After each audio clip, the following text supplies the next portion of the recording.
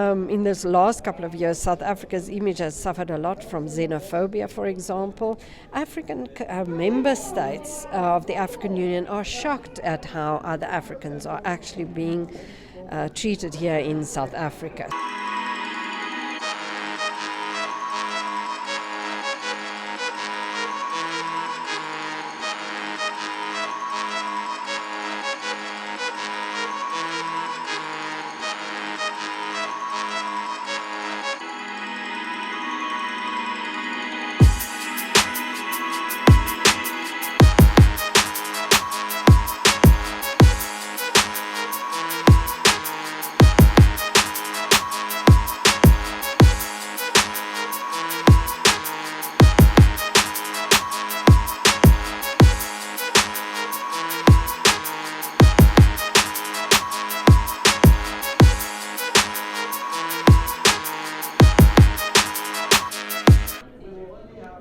All right, we are at Johannesburg Business School, and we are attending an event, obviously, that is really, really critical, especially to the African continent. There's a lot of members here from the, AU that are going to be, just helping us to, understand a little bit about where we are after 20 years of its inception. And I'm joined by Miss Liesl, who has played a huge role, obviously, within the African Unity organization, or rather the AU. Just a follow-up question. Obviously, I asked a couple of questions and you answered as one of the panelists. But just a follow-up question. You suggested that South Africa is actually, reluctant within the AU. And what do you think is the reason for that?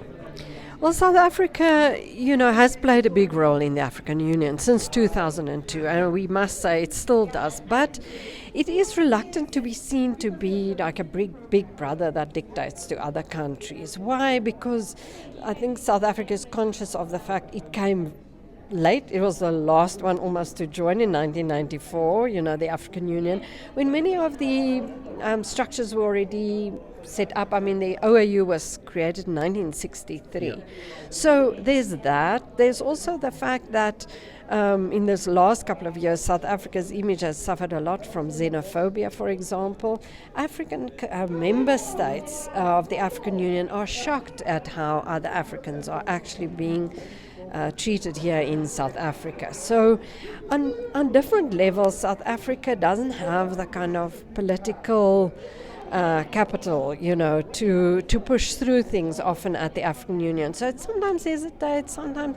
And then, as I said in my discussion, it makes a big impact. In 2012, when Nkosazana Dlamini-Zuma came in as chairperson of the African Union Commission, right at the top of the institution.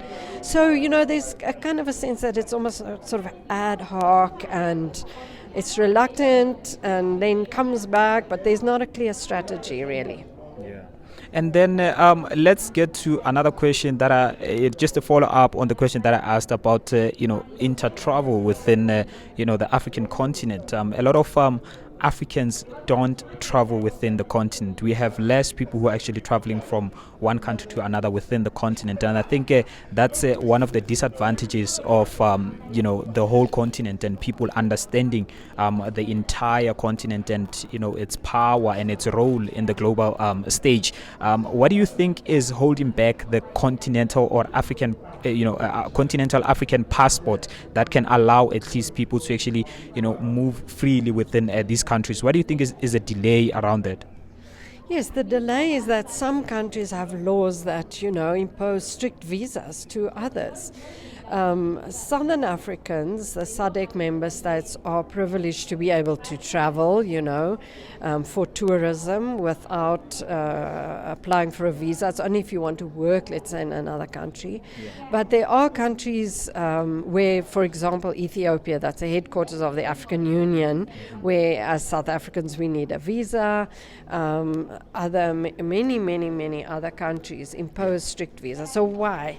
Well, I must honestly say sometimes it's a money-making issue, because a visa costs a lot of money. So visas are somehow a way for countries also to get revenue and scrapping those visas.